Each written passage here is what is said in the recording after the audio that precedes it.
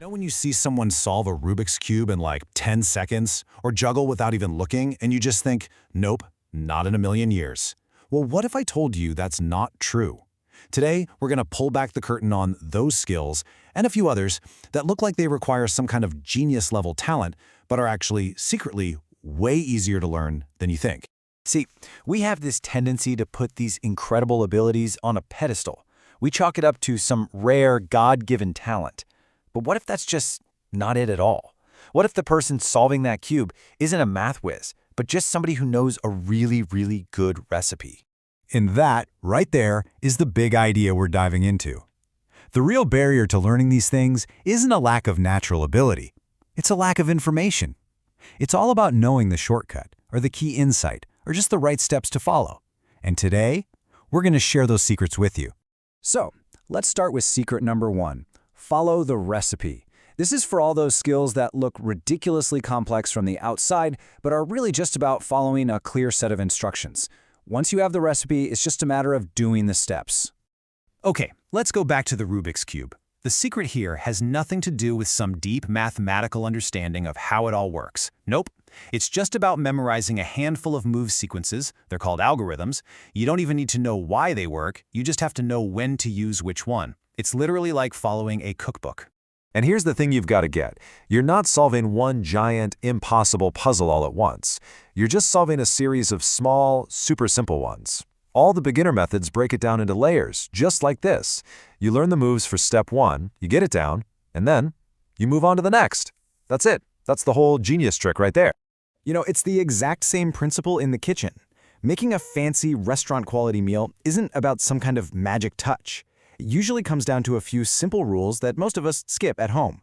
Using way more butter than you think you should, getting the pan hotter than feels safe, seasoning at every single stage, and, well, this is the big one, actually following the recipe exactly as written, at least the first time. All right, moving on to secret number 2. Build the muscle memory. Some skills aren't about thinking at all. They're about training your body to just do the thing on autopilot. Let's talk about juggling for a second. The number one reason people give up is because they get it completely backward. Our instinct is to focus on catching the ball, right? Which just leads to us flailing around, lunging for things. It's chaos. But the real secret to juggling has almost nothing to do with the catch. It's all about the throw. And this quote just nails it. If your throws are consistent, if they're accurate, the catching, it kind of just takes care of itself. Your hands will naturally be in the right place at the right time. So you practice throwing just one ball over and over in a perfect arc. Then you add a second. You're training the throw, remember, not the catch. And of course, there's touch typing. This is the absolute peak of muscle memory skills. You're just teaching each finger which keys are its responsibility so your brain can think about other stuff. And hey, your keyboard has built-in training wheels. Those little bumps on the F and J keys, they're your home base, so your fingers can always find their way without you looking down. Okay, but I gotta give you a huge warning here, and it's why most people quit. When you first start learning to touch type properly, your speed is gonna fall off a cliff. You will feel painfully slow, way slower than your old hunt and peck method. This is totally normal. You just have to force yourself through that awkward, frustrating phase. Trust the process, and I promise in a few weeks, you'll blow past your old speed and never look back. And our final secret? Well, this one might be the most powerful of all. Secret number 3 is to find the key insight. For some skills, all the confusing stuff just melts away once you grasp one single, simple, game-changing idea.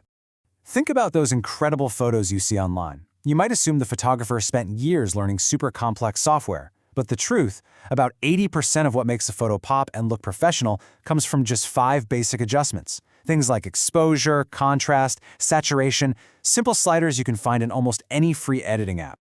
And here is the key insight. The mindset shift that changes everything.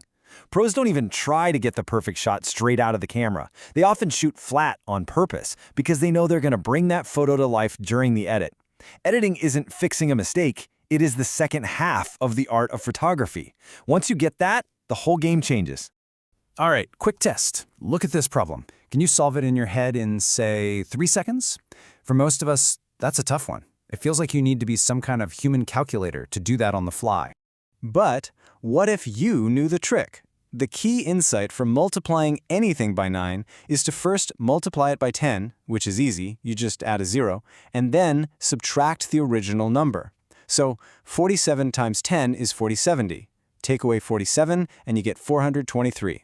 See? It's not about raw brain power, it's about knowing a simpler way to get to the answer. So there you have it. We pulled back the curtain and revealed the secrets. The foundation for learning these hard skills is actually pretty simple. So the question isn't, can you learn it? It's, will you? So, just to recap, these 3 secrets are really all you need.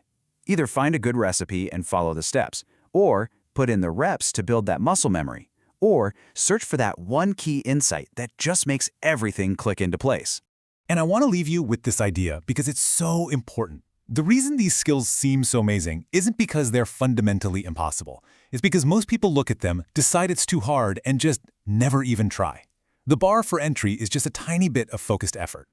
So, my question for you is this. Which impossible skill are you going to learn this week? Pick one, anyone you've always wanted to try. Find its secret, give it a few hours, and just see what happens. You're going to be shocked at what you're actually capable of.